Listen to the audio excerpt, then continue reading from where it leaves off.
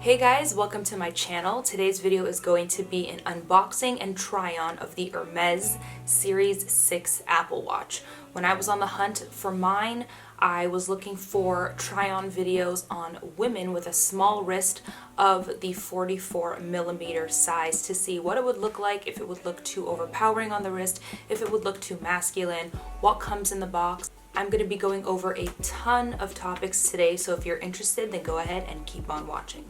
So the first thing that I'll do is I will walk you through which Apple Watch I ended up purchasing, and we will do the unboxing.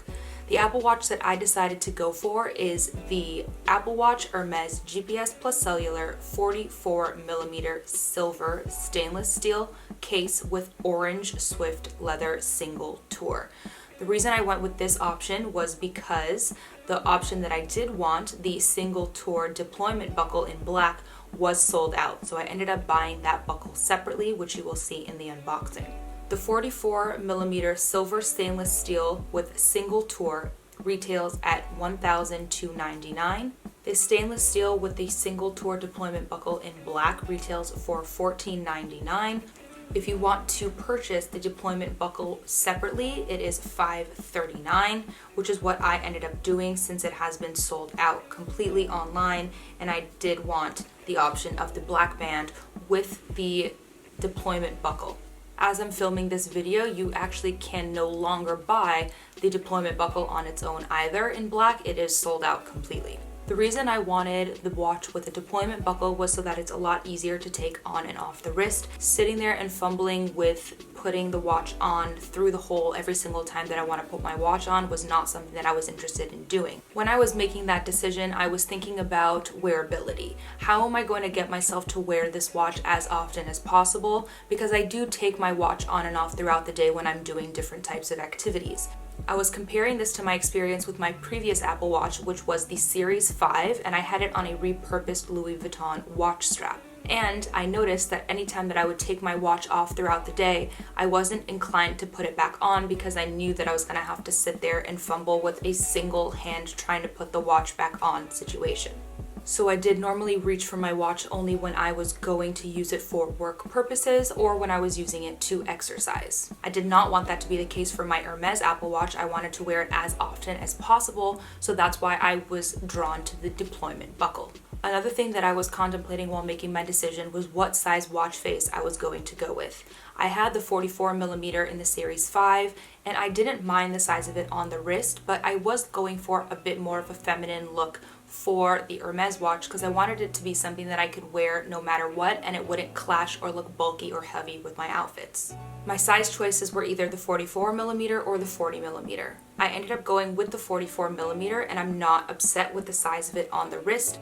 I do have a 6.25 inch wrist, and it does take up quite a bit of inventory on the wrist, but because I went with the stainless steel in silver and not with black, I don't find that it looks any more or less masculine than if I went with the 40mm. And with a price difference of only $50, I did decide to go with a larger size as well, because for me personally, I did have the smaller watch face on a previous series before my Series 5, and I did decide to go up in size for my Series 5 watch because I did want the larger screen size because it did allow for more complications on the watch face. Another big question that I had while purchasing this watch was, do I have to purchase GPS and cellular if I buy this watch? No, you can use this watch without upgrading your phone plan to have cellular and data for your Apple Watch. You can use it completely fine without putting any of those extra features on, and you always have the option to add them if you want to later on. Originally, I was interested in getting a brown watch band with my watch because a lot of my outfits are a little bit warmer in tone, and while I do love black, I was afraid that that was going to look too masculine as well. But then I realized that if I was going to go with a brown leather watch band, I risk the leather becoming patinaed. That is when a natural and untreated leather is going to change and darken over time.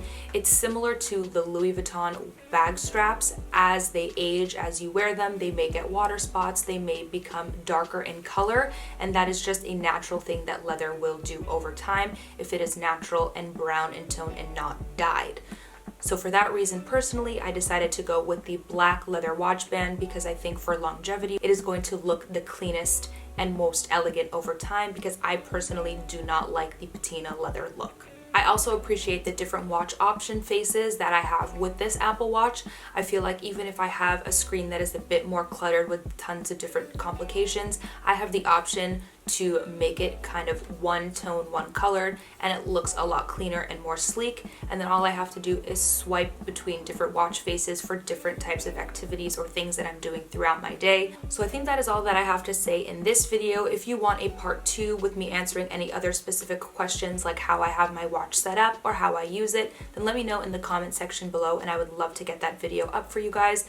If you found this video helpful, please don't forget to give it a thumbs up and subscribe, and hopefully I will see you in future videos. Thank you so much for watching. Bye.